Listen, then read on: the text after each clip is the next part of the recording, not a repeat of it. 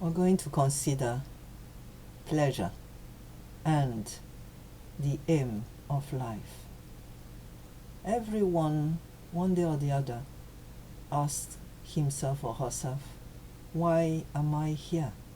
What is the purpose of being alive? What is the aim of being alive? Why I'm here on earth for? And we can see straight away reading the Bible that there is a direct opposite. Two answers that are absolutely antithetical, contradictory, they don't fit together. For God, the aim of our being created, conceived, and given birth to is for our life to display God's glory and for us to enter a relationship that God craves for between us and Him, and to obey Him and advance His kingdom on earth. People without God are not too sure what to do on earth, and they end up being like King Solomon, who thought that maybe pleasure is what is attractive, and pleasure can be taken different ways. And usually pleasure is first of all linked to our body, and the body has different entrances. We have our skin, so touching and being touched can give pleasure.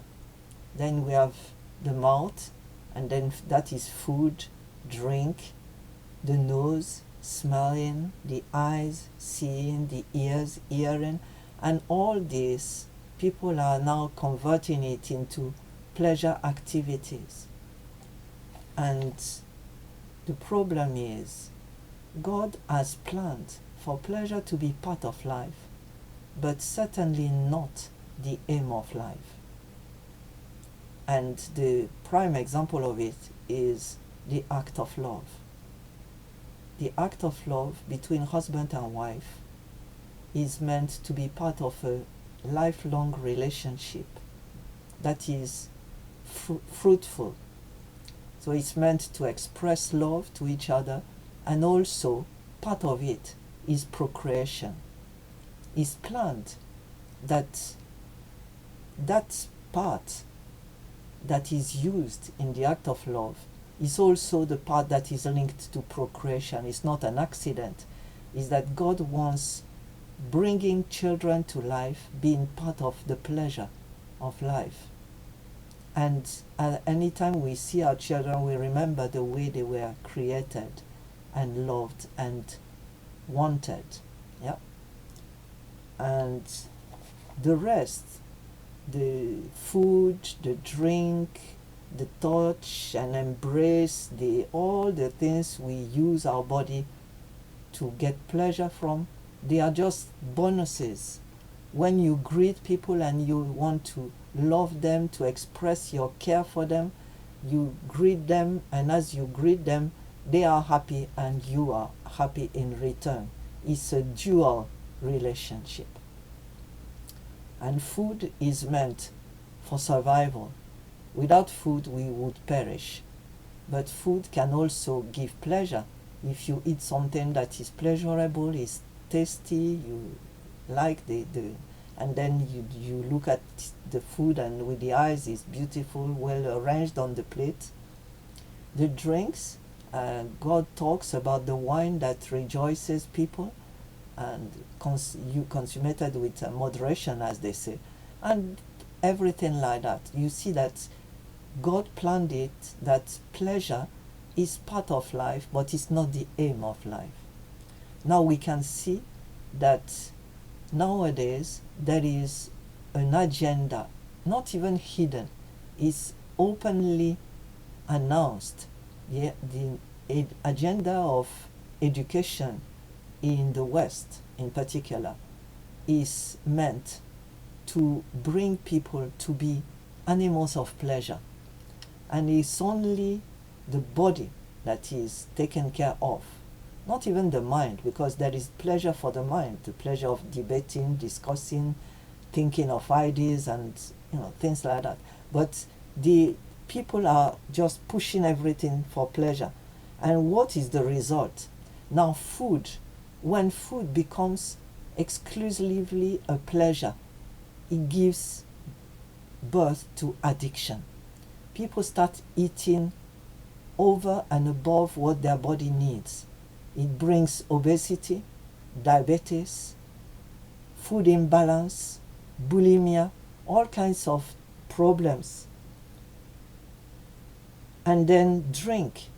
We know it can bring liver disease, it can bring drunkenness, and even when people drink wine regularly without too much, but it still affects the body in a bad way. And then the worst now is sex, and we find that sex has been pushed to the agenda in the West. Now there is a book that is being brought to primary schools from reception, that's kindergarten, people that are age 4 and above, that are told how to touch their body, their private part, to derive pleasure from it. They don't know, they don't need, but they are pushed into it. And they are told actually about pornography. That is what it brings. And gradually they start transferring that to the wrong way of getting pleasure. So the mouth that should be only for food and drink is now used for sex. And you have all kinds of wrong ways of having sex. And then sex is now separated from love and taken only for pleasure. And the result of it is that people have sex from a young age, outside marriage, before marriage, and they end up with pregnancy. Pregnancy that is unplanned leads to abortion. Abortion leads to damage, physical damage, and especially emotional damage. And so there are all kinds of problems associated with that. And if you look at Ecclesiastes chapter 2, verse 10 to 11, Solomon, the master of wisdom, says this: I denied myself nothing my eyes desired. I refused my heart no pleasure.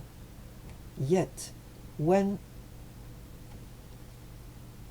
I surveyed all, everything was meaningless.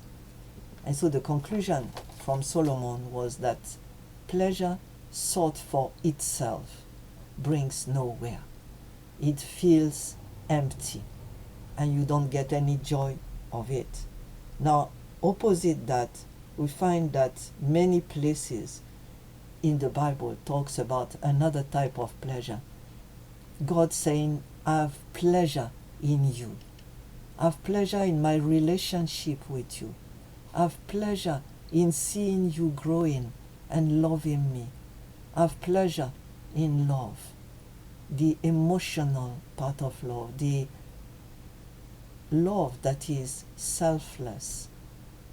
The biggest love is to give your life to those you love. And that's what Jesus did. The pleasure is not pleasing self, but being in God's presence. In your presence, there are pleasures forevermore. That's what God says. And the issue is, what pleasure will you follow? Which pleasure will you seek? Is it the worldly pleasures that only leads to emptiness and ruin and destruction? Or God's pleasure, the pleasure of basking in His presence, enjoying His love and care? I invite you to choose right.